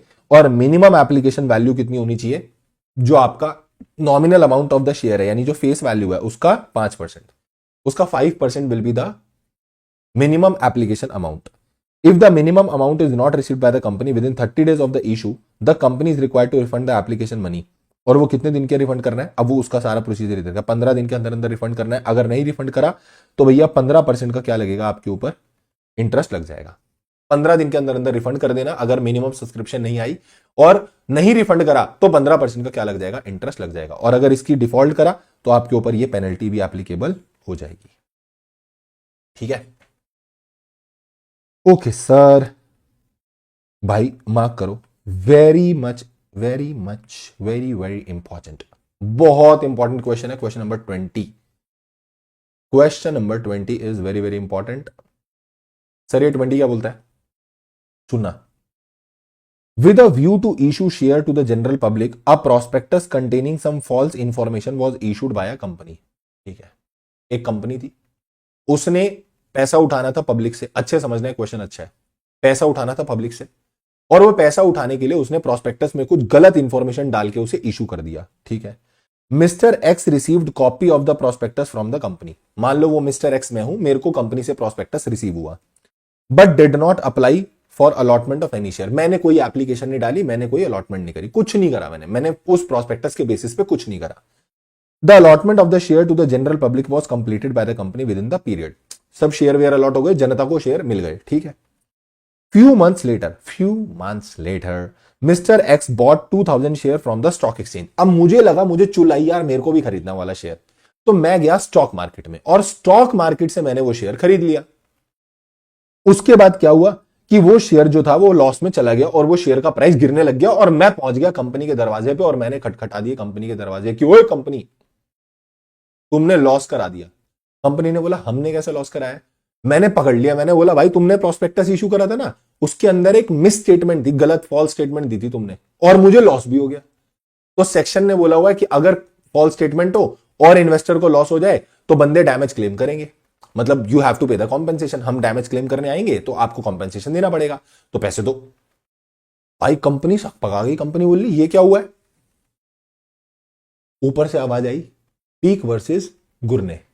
एक केस लॉ हुआ था जिसमें यह डिसाइड हुआ कि भाई सेक्शन दोबारा से पढ़ो, सेक्शन में एक शब्द लिखा है subscribed on the basis of that prospectus. अगर किसी बंदे ने प्रोस्पेक्टस के बेसिस पे सब्सक्राइब किया था, जिस प्रोस्पेक्टस में गलत इंफॉर्मेशन थी उसी प्रोस्पेक्टस के बेसिस पे you have subscribed and then उसमें कुछ गलत हुआ, तो कंपनी लायबल है ना, तो वो बंदे लायबल है। ऐसे तो मान लो ठीक है कंपनी ने उस मिस स्टेटमेंट दी थी, कुछ गलती दी थी, कुछ गलत स्टेटमेंट दी थी प्रोस्पेक्टस में, बट तुमने प्रोस्पेक्टस के बेसिस पे थोड़ी शेयर खरीदे थे, तुमने तो मार्केट से खरीदे थे। और बाद में जो शेयर गिरे वो प्रोस्पेक्टस के गलत स्टेटमेंट की वजह से कोई गिरे, मार्केट सेंटीमेंट की वजह से गिरे, उसमें उसका क्या role.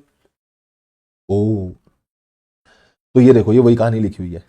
Since x purchase the share through the stock exchange which cannot be said to have bought share on the basis of prospectus, so he cannot bring any action for the deceit। ये director के against कोई action नहीं कर सकता।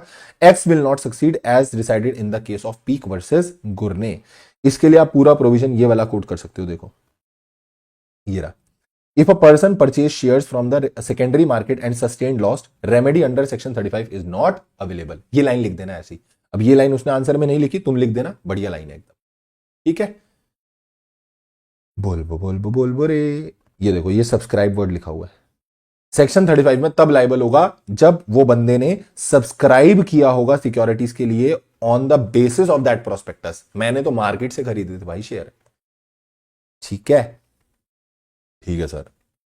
Question number 21, Aarna limited was dealing in export of cotton fabric to the specified foreign country. ठीक है, export का काम करते हैं। The company was willing to purchase cotton field in the Punjab state. ठीक है, the prospectus issued by the company contained some important extract of the expert report। इसके अंदर एक्सपर्ट स्टेटमेंट डाली गई। अच्छा, रिपोर्ट वॉज फाउंड अनट्रू, बाद में पता चला एक्सपर्ट स्टेटमेंट गलत है। Mister Nick purchase the shares of Aarna limited on the basis of experts report. Oh, ये जो मिस्टर निक थे ना, ये निक जोनस, नेशनल जीजू, इन नेशनल जीजू ने क्या करा, अब ये जोनस नहीं है, तुम मान लेना ना जोनस है, तुम्हारा क्या जा रहा है। ये नेशनल जीजू ने क्या करा, ये जीजू ने हमारे शेयर खरीद लिए आरना लिमिटेड के on the basis of that expert report. However, he did not suffer any loss due to purchase of that share. Would Mr. Nick have any remedy against the company?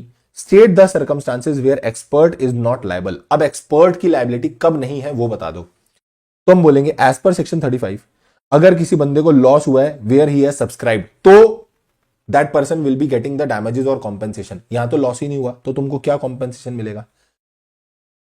So this company deal However, he did not suffer any loss, तो उसको कोई भी claim blame नहीं मिलेगा, ठीक है, क्योंकि उसको कोई लॉस ही नहीं हुआ। लॉस ही नहीं हो तो किस बात का क्लेम भाई। आगे, किस केस में एक्सपर्ट लायबल नहीं होगा, सुनना। Having given is consent, but उसने प्रोस्पेक्टस इशू होने से पहले अपनी कंसेंट विड्रॉ कर ली थी, तो एक्सपर्ट लायबल नहीं है।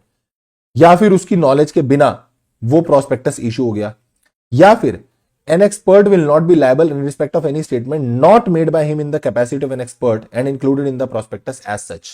उसने कोई स्टेटमेंट दी थी बट वो इन द एक्सपर्ट कैपेसिटी नहीं दी थी, तो उस स्टेटमेंट के लिए एक्सपर्ट बंदा लायबल नहीं है.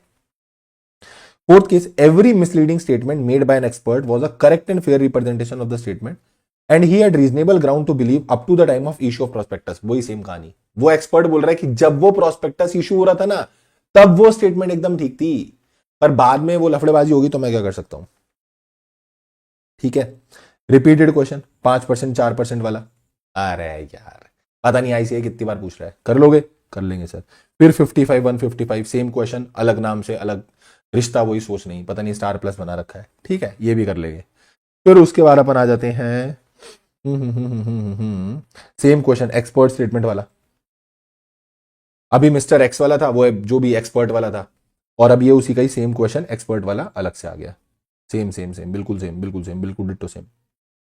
फिर 2.5% 2% वाला. ओहो हो, आ रहा सेम क्वेश्चन. ये क्या है भाई? लो भाई, फिर दोबारा एक्सपर्ट स्टेटमेंट वाला, फिर repeated question, expert report untrue. ये बड़ा एक्सपेक्टेड है, मतलब आई से बड़ा कूद रहा है इधर इधर एक्सपर्ट स्टेटमेंट वाले क्वेश्चन पे. ठीक है, वो क्या बोलते हैं, अंडरराइटिंग कमीशन वाले क्वेश्चन पे. ठीक, लो सेम क्वेश्चन ऊपर करके है, मिनिमम सब्सक्रिप्शन और एप्लीकेशन मनी वाली कहानी. ठीक है सर. और ये कौन सा क्वेश्चन है भाई? पढ़ लेते हैं, ये अच्छा लग रहा है. A limited issued 1 lakh equity share of ₹100 each at par. ठीक है, ए लिमिटेड ने 1 लाख इक्विटी शेयर इशू करे. The prospectus discloses the minimum subscription of ₹15 lakh. ठीक है. Required to be received on application of share and share application money shall be payable at ₹20 per share. Share application money 20 per share की थी. The prospectus further reveal that A limited has applied for listing of share in the 3 recognised stock exchange. Very good, बहुत अच्छा question है, important. Sir इसने 3 recognised stock exchange पे listing के लिए permission डाली, मतलब एप्लीकेशन डाली, sorry. Section 40 subsection 1 of the companies act states that जब भी कोई कंपनी पब्लिक इशू लेकर आएगी, so it is mandatory for the company that you have to apply for the listing permission from at least 1 recognised stock exchange. कम से कम एक recognised stock exchange से तुमको लिस्टिंग परमिशन लेनी पड़ेगी. इट इज मैंडेटरी, मतलब मैंडेटरी. ठीक है. इसने 3 पर एप्लीकेशन डाली, जिसमें से एक की एप्लीकेशन रिजेक्ट हो गई. तो भाई अगर 2 स्टॉक एक्सचेंज तेरे को लिस्टिंग परमिशन दे भी देंगे तो भी कुछ नहीं होने वाला. एक स्टॉक एक्सचेंज ने तेरी लिस्टिंग परमिशन को रिजेक्ट कर दिया है, तो तूने सेक्शन 40 क्या बोलता है कि कम से कम एक पे एप्लीकेशन डालो. तुमने ज्यादा पे डाली ना, तो जितने पे डाली फिर सबसे परमिशन आनी चाहिए. अगर किसी भी एक से परमिशन नहीं आई, गेट लॉस्ट. तो ये बोल रहा है एक से रिजेक्ट हो गया, इशू फुल्ली सब्सक्राइब हुआ, एप्लीकेशन मनी भी जितनी मिनिमम आनी थी आ गई. क्या बताओ, क्या यहां पर कंपनी ने कोई प्रोविजन वायलेट किया है? हाँ बिल्कुल किया है, and that is section 40 subsection 1. According to section 39 minimum subscription आनी चाहिए, मिनिमम एप्लीकेशन मनी आनी चाहिए. ठीक है, वो सब आ गया, उसकी कोई दिक्कत नहीं है. मैं आ रहा हूं यहां पर सेक्शन 40 पे. The section 40 of the companies act, और 40 का भी याद रख लो ना, अगर तो याद रख लेना. 40 सबसेक्शन 1 बात करता है लिस्टिंग की. Section 40 subsection 1 of the Companies Act states that every company making public offer shall, before making such offer, make an application to 1 or more recognized stock exchange for obtaining. क्या लिखा है ये देखो, and obtain permission. सिर्फ apply करने से कुछ नहीं होता भाई. अप्लाई कर और उनसे लिस्टिंग की परमिशन ले, लिस्टिंग करवाने की परमिशन ले, तो आप पब्लिक इशू लाओगे. The above provision is very clear that not only the company has to apply but has to obtain the permission also. सिर्फ अप्लाई नहीं करना, परमिशन भी लो.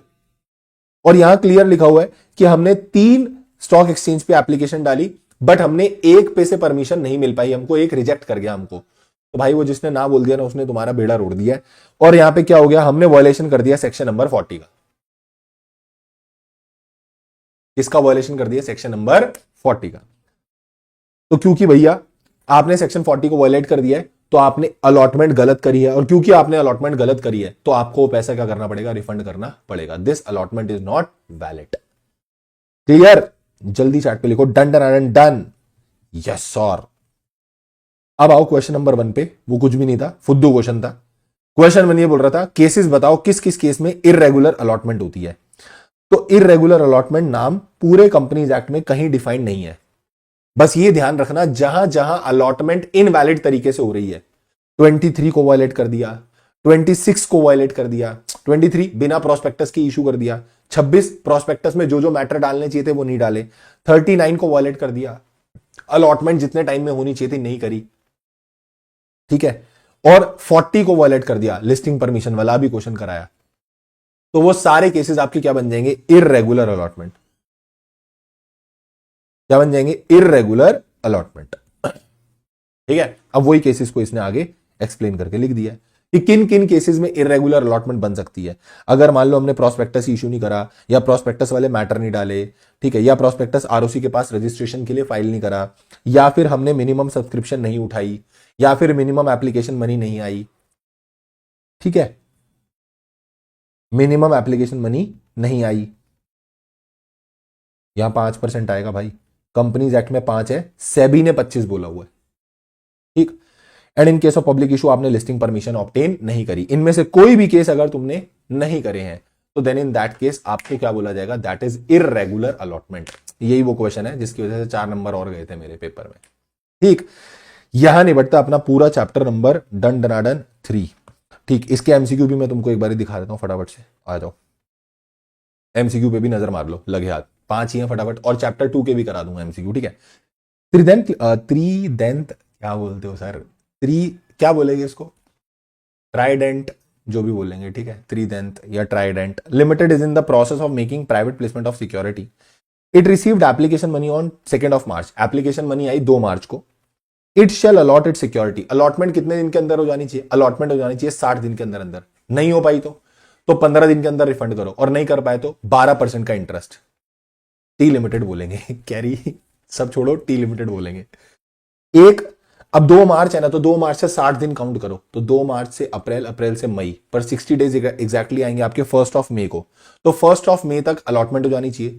नहीं हुई तो 15 दिन के अंदर अंदर, 15 दिन के अंदर अंदर क्या हो जाएगा, आपको रिफंड करना पड़ेगा, और 15 दिन क्या होंगे, 16 मई, और नहीं करा तो 12% का इंटरेस्ट। तो मेरे हिसाब से इसका आंसर बनेगा बी, इसका आंसर क्या बनेगा, बी। थैंक यू हरबंदा साहब, बी। देख लें एक बार क्या आंसर है भाई, बी है, एकदम करेक्ट है। सेकंड क्वेश्चन पे आओ। Modern Furniture Limited issued a document containing offer of security with sale for sale, offer of security for sale. Okay, that is considered as deemed prospectus under section 25, which requires such document must contain certain matter. और वो बोलता है उस document के अंदर कुछ matter लिखे होने चाहिए। हमने बोला ठीक है, बताओ क्या करेक्ट है। A statement of net amount received or to be received as consideration for the security, हाँ ये लिखा होना चाहिए। The person making the offer were named in the prospectus as promoter of the company, ठीक है, लिखा होना चाहिए। The time and place at which the underlying contract for allotment में बी इंस्पेक्टेड, इसकी कोई जरूरत नहीं है, फर्स्ट और second statement must be mention, तो इसका answer will B A. First और सेकंड मतलब बेसिकली फर्स्ट और थर्ड, ओके राइट। हाँ, टाइम और प्लेस, राइट, टाइम और प्लेस मेंशन होना चाहिए, and statement of net amount. वो पर्सन नेम्ड एज वो तो एडिशनल मैटर होते हैं प्रोस्पेक्टस में, उसको डीम प्रोस्पेक्टस में नहीं लिखना होता, ठीक है, करेक्ट है। Answer is B option, that is first और थर्ड। देखो ये क्या बोल रहे हैं, एक बार बता देता हूं मैं तुमको, कंफ्यूज ना होना। इधर देखो, सेक्शन नंबर 20, ये रहा, ये रहा, ये रहा, ये रहा। ये पूछना चाह रहा है वो कि ये दो मैटर एडिशनली आपको डीम्ड प्रोस्पेक्टस में लिखने होते हैं। तो सर वो जो बीच वाला पॉइंट था वो कहां है, वो ये रहा, वो प्रोस्पेक्टस के एडिशनल मैटर में जाता है, डीम प्रोस्पेक्टस में नहीं है।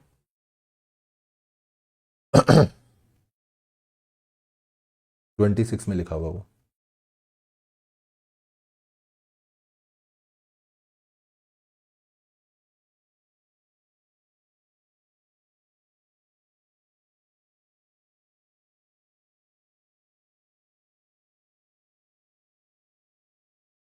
Additional matter.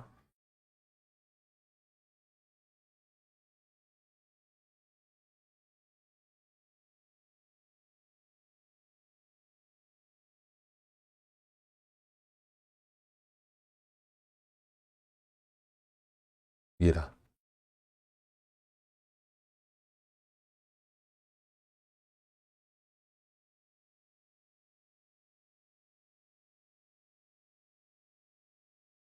Following matters to be stated additionally in the deemed prospectus, statement of net amount, time and place at the which the contract for allotment may be inspected, person making the offer were named in the prospectus as director of the company. और ये question क्या पूछ रहा है, ये question पूछ रहा है the person named as promoter of the company, तो वो डायरेक्टर नहीं है, प्रमोटर लिख दिया इसने यहाँ पे क्वेश्चन में। अगर ये यहाँ पे सेकंड वाले पॉइंट में देखो, ये वाले पॉइंट, ओहो, ये सेकंड वाले में यहां प्रमोटर की जगह डायरेक्टर लिखता ना, तो मैं बोलता तीनों स्टेटमेंट आनी चाहिए, बट अभी कौन सी स्टेटमेंट आएगी, फर्स्ट और थर्ड, तो इसका करेक्ट ऑप्शन इज बी। ठीक, थर्ड क्वेश्चन पे आते हैं sir. Section 40 of the companies act 2013 requires every company shall make, अब ये पेनल्टी का क्वेश्चन है, ठीक है, हाँ ठीक है, हमको एप्लीकेशन लगानी होती है, अगर नहीं लगाई तो 3 स्टॉक एक्सचेंज पे लगाई थी, it receive permission from couple of them and proceed with the public issue, तो पेनल्टी लगेगी या नहीं लगेगी। ठीक है, एप्लीकेशन 3 पे लगाई, 2 से आपको एक्सेप्टेंस मिला, 1 ने रिजेक्ट कर दिया, पर फिर भी तुमने पब्लिक इशू कर दिया, तो वायलेशन हुआ, पेनल्टी लगेगी या नहीं लगेगी, बिल्कुल लगेगी सर। पेनल्टी कौन सी लगेगी, सी पॉइंट है इसका आंसर, 5 लाख से 50 lakh and every officer in default 50,000 से 3 लाख। ठीक है, अब ये पेनल्टी का रट्टाफिकेशन क्वेश्चन है, पेनल्टी आ रही तो ठीक, नहीं आ रही तो कोई बात नहीं, सी आंसर है इसका। ठीक है, इसके बाद आओ क्वेश्चन नंबर 4 पे। Rig exploration and refinery limited decided to raise capital through issue of shelf prospectus. ठीक है, shelf prospectus, company secretary explain that the requirement to the board, आपको आईएम फाइल करना पड़ेगा कितने महीने पहले, ले लो, सिंपल क्वेश्चन, 1 महीने पहले इशू करना होता है, डी आंसर है, देखना भी मत, आंसर डी है। Modern furniture decided to raise capital by issue for which prospectus need to be issued. Modern furniture decided to raise capital by the issue for which prospectus need to be issued. अच्छा ठीक है, public issue लाना चाहते हैं, उसके लिए prospectus issue करेंगे।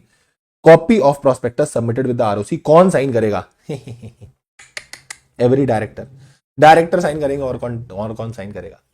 चलो इसके बाद एक बार चैप्टर 2 के भी देख ले जरा, एमसीक्यू लगे हाथ। इनकॉर्पोरेशन कल चैप्टर करा था, उसके एमसीक्यू रह गए थे, तो इसके एमसीक्यू पे भी नजर मार लेते हैं जरा, आ जाओ। First question, entrenchment enhance the protection. Entrenchment provision जो होते हैं वो प्रोटेक्शन को एनहांस कर देते हैं। ठीक है, modern furniture limited an existing private company insert करना चाहती है एंट्रेंचमेंट, कैसे करेगी, प्राइवेट कंपनी है, हाँ तो कर सकते हो, agreed by all the member, ये रहा C, can amend the article agreed by all the member. बहुत बढ़िया, आगे चलना।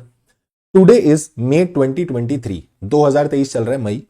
Nilanjan Chattopadhyay, a 24-year-old Indian youngster, who returned back to India in January month of 2023 after completing his education in the bionutrient and willing to form an OPC. बकवास, जानबूझ के confuse कर रहा है कि तुम डेट निकालोगे, वो रेजिडेंट है, 120 दिन चेक, भाड़ में गया, रेजिडेंट हो ना हो 120 दिन देखने ही नहीं है, रेलेवेंसी खत्म हो गई है इसकी अब। But not sure about the requirement and precondition. He read some articles on the provision relating to OPC. और उसने कुछ बातें बताई हैं, आप बताओ। OPC can be formed by Indian citizen only, हाँ ये तो करेक्ट है। He can't form OPC because in immediate previous year he was not resident in India. चल बे, वो बंदा ओपीसी बनाने के लिए इंडियन सिटीजन होना चाहिए, रेजिडेंट हो ना हो चलेगा। तो जो सेकंड कंक्लूजन है वो गलत है, फर्स्ट वो बंदे ने जो कंक्लूजन निकाला है वो ठीक है, तो इसका answer is option number D.